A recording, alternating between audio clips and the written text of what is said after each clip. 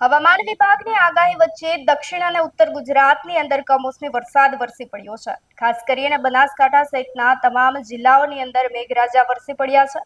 ત્યારે જગતનો તાતે આભ તરફ જોઈ અને પોતાની આંખ મીચી લીધી છે. સમાચારોની વિગતવાર ચર્ચા કરીએ. નમસ્કાર, આપ જોઈ રહ્યા છો ન્યૂ ભારત ન્યૂઝ અને હું છું આપની સાથે બલ્લરી વ્યાસ. ઉત્તર ગુજરાત અને દક્ષિણ ગુજરાતના તમામ જિલ્લાઓની અંદર હાલ કમોસમી વરસાદ વરસી પડ્યો છે. ત્યારે વાતાવરણમાં ફરી એકવાર ઓચિંતો જ પલટો આવ્યો છે. તો રાજ્યના બે જિલ્લાઓ ભરૂચ અને બનાસકાંઠામાં વહેલી સવારથી જ કમોસમી વરસાદ અને વાદળછાયું વાતાવરણ જોવા મળ્યું છે.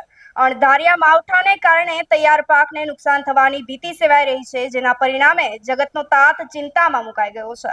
તો ભરૂચ જિલ્લાના જંબુસર તાલુકામાં વહેલી સવારથી જ ગાજવીજ સાથે વરસાદ વરસી પડ્યો હતો. ખાસ કરીને કોરા ગામ અને તેની આસપાસના વિસ્તારમાં ઠંડા પવન સાથે વરસાદનું ઝાપટું પડ્યું હતું.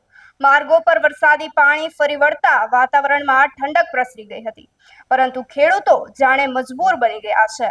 મુખ્યત્વે કપાસ, તુવેર અને મગ જેવા પાકો તૈયાર થઈ ગયા છે.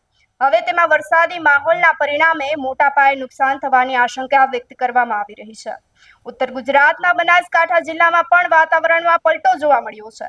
વહેલી સવારથી જ વાદળછાયું વાતાવરણ છવાઈ જતા જગતનો તાત પણ મુશ્કેલીમાં મુકાઈ ગયો છે, કારણ કે અહીં ખેડૂતો બેવડી મુસીબતમાં ફસાઈ ગયા છે.